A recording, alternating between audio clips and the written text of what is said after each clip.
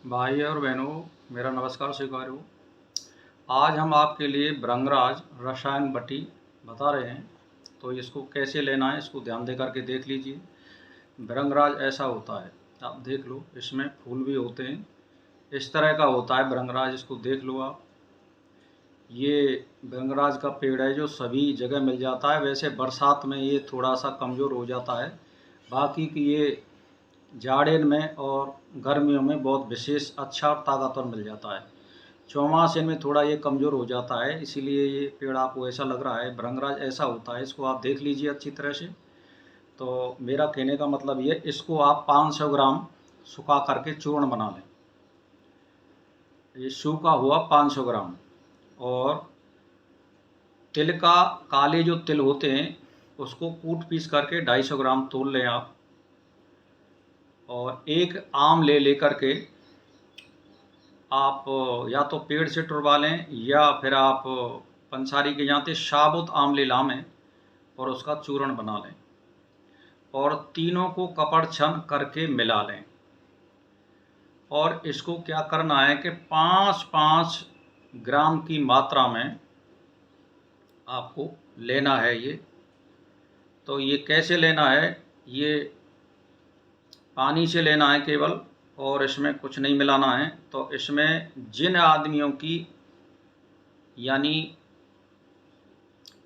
पित्त प्रकृति है, गर्म प्रकृति है, वो इसमें 5 ग्राम पीस करके मिश्री मिला लें 5 ग्राम चूर्ण में, और उसके साथ ले सकते हैं। और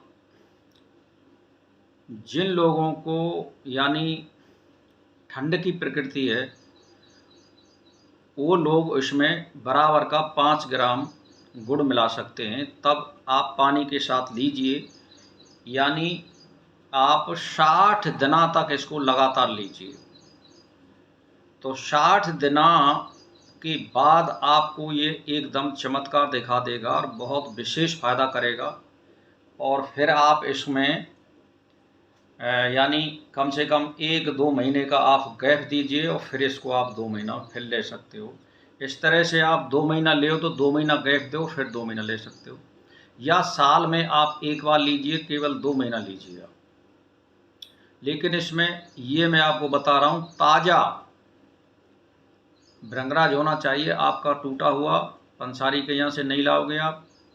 और तिल का, काले जो तिल होते हैं उसको खुद पंसारी के यहाँ से लाइए और खुद छान करके धो करके इसका चूर्ण बनाइए 250 ग्राम। और आमले लाइए साबुत और उसका चूर्ण बनाइए, और तीनों को मिश्रण करके रख लीजिए।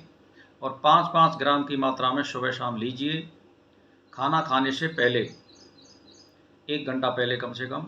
तो जिनकी गर्म प्रकृति है वो तो इसमें 5 ग्राम मिश्री मिला लें, और जिनको सर्द की प्रकृति है या जाड़े में जो ले रहे हैं तो वो इसमें गुड़ मिला सकते हैं। और जेठ मासे में ले रहे हैं तो इसमें आप मिश्री मिला सकते हैं, यूँ कहिए आप।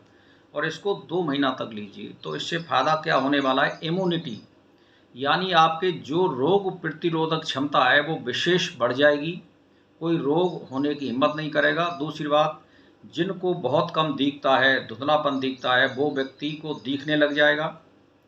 और जो बहरा व्यक्ति है और वो कानों को साफ करता है, कानों की कोई अनुकूल दवाई गिरता है तो वो सुनने लग जाएगा। और जिस पे चला नहीं जाता, जो पंगु हो गया है, या किसी कारण से जिनके पैरों में दम नहीं है, या कोई बुढ़ात का है, या कोई बालक है, या कोई जवान है, यानी पैरों से वो विशेष कमज़ोर है, तो वो चलने लग जाएगा, क्या दौड़ने लग जाएगा। तो आपको पहले फ़ायदा क्या है कि जिस आदमी को बिल्कुल कम दिखता है उसको दिखने लग जाएगा, जिसको चलने की शक्ति जिसमें कम है वो दौड़ने लग जाएगा, बहरा व्यक्ति है वो सुनने लग जाएगा। और अगर बालों से संबंधित कोई समस्या है तो बाल इससे काले हो जाते हैं। तो असमय में जो बाल काले हैं और जो दीर्घकाल और निरंतर लेगा उसके काले बाल, चाहे कैसी भी उम्र वो हो जाते हैं। तो भाई और बहनों, मैं तो एक ही बात कहना चाहता हूँ। और इसमें दांतों का क्या है कि जो आपके दांत खराब हैं वो इससे गिर सकते हैं और दोबारा नहीं आ जाएंगे। ये 4 फायदा हैं इससे, आप सुन लो। अंधा व्यक्ति को दिखने लग जाएगा, जिनके पैरों की शक्ति बिल्कुल ख़त्म हो चुकी है उनके पैरों में शक्ति आ जाएगी, वो दौड़ने लग जाएगा। बहरा आदमी है वो सुनने लग जाएगा। और जो व्यक्ति गूंगा है वो बोलने लग जाएगा। तो मैंने आपको फ़ायदा गिनाए: अंधा, पैरों वाली शक्ति, बहरे वाली शक्ति और जीभ वाली शक्ति और दांत वाली शक्ति, ये आपको चारों मिलने वाली हैं। इसीलिए इसको आप लीजिए, कोई इसमें खर्चा नहीं है। पहले ध्यान दे करके सुन लीजिए कि इसमें जो फ़ायदा होता है, यानी अंधा व्यक्ति देखने लगता है, पंगु मत वाले हाथी की तरह चलने लग जाता है, गूंगा व्यक्ति बाचाल हो जाता है, बहरा व्यक्ति सुनने लगता है और रोगी व्यक्ति निरोग हो जाता है, और जिसके पलित यानी पके हुए बाल हैं वो काले हो जाते हैं और पुराने दांत गिरकर नए दांत आ जाते हैं। तो भाई और बहनों, ये रसायन है, इसमें आप खटाई और दही और छाछ का परहेज करें और कोई गरिष्ठ भोजन ना खाएं और विषय भोगों से आप इस दवाई को लेते समय बचें।